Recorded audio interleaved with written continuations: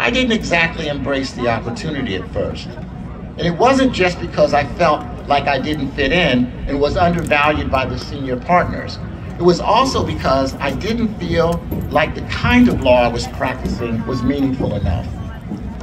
However, when I was ready to give up, Mel insisted that I accept the challenge of proving and improving myself as a lawyer. In essence, he urged me to believe in myself at a time when my self-esteem was fragile.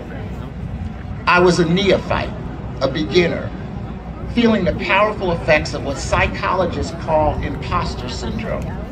I felt like a pretender, a counterfeit, and I doubted my own abilities. When I wanted to give in to my insecurities, Mel used his wisdom and experience to help me see that I had a lot to give and also a lot yet to learn. Decades later, when I was able to help exonerate a wrongfully accused man on death row and later becoming CEO of one of the world's leading companies, I was grateful to Mel for insisting that I believe in my own potential. So now is the part of the speech when the old guy tries to give you some advice as you venture out from this beautiful campus to a world that sometimes can seem rather ugly. My first piece of advice is to always, always believe in yourselves and do not be afraid. You are here today surrounded by people who have always believed in you. Don't let others shake your confidence in what God put you on this earth to do. All too often, young Black people are given messages that they are undeserving and lack the capabilities of others. Don't believe it. Bowie State has equipped you with the most valuable asset, your education. Education is the great equalizer for individuals and a most powerful tool that can be used to change the world. Many of you could have gone anywhere, but you chose Bowie State. You chose to be educated in an HBCU.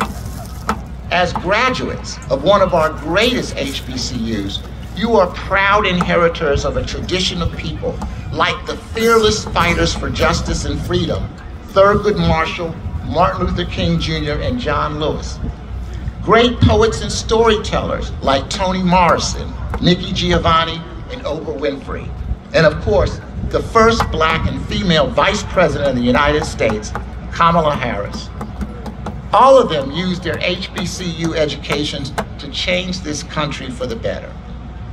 So now, my brothers and sisters, it is time for you to take up the cause, the unfinished business of America, to strive tirelessly for opportunity, justice, and equality for all of our people. I've found that to appreciate one's role in the ongoing quest to elevate our people, it's useful to look both forward and backward. Looking back, I want you to celebrate the storied history of Black people in this country, especially our struggles and resilience. Know that you are the fruits of their pain, endurance, and refusal to give in to the forces of racial oppression.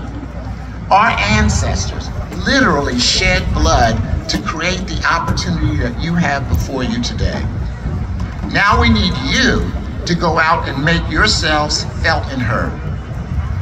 And while you stand on the shoulders of those sturdy and strong-willed Black people who came before us, it is equally important for you to look forward, because whether you like it or not, you are now the exemplars and the role models that future generations of Black people will look to. They will need to stand on your shoulders. Too often, images of Black people in the media are examples of what not to become. The criminal offender on the news or a high school dropout is too likely to be represented by a Black person, most likely a Black male. Our images of success are too often limited to athletes and entertainers. Younger Black people need to see examples like you, men and women who are college graduates, successful in the workplace, responsible for their families, and contributors to their community. Which brings me to the last point. Get involved in your community. Bryan Stevenson, the great social activist and advocate for people facing the death penalty, says that he came to realize that his skills and his passion for the law would never be enough to drive the change he hoped to create. He said what's needed are two things: proximity to those who are suffering from injustice and love for them. He says we can't hope to change the world if we're not willing to get close to those who are suffering from society's most cruel injustices. As a result of these injustices, there's a profound sense of hopelessness that shapes the lives of too many young people in our community. It is that lack of hope that gives rise to violence, abuse, addiction, and other pathologies.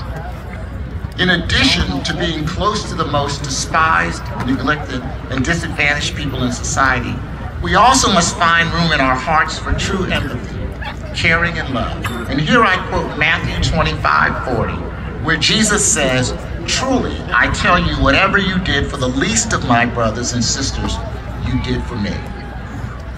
No one is better positioned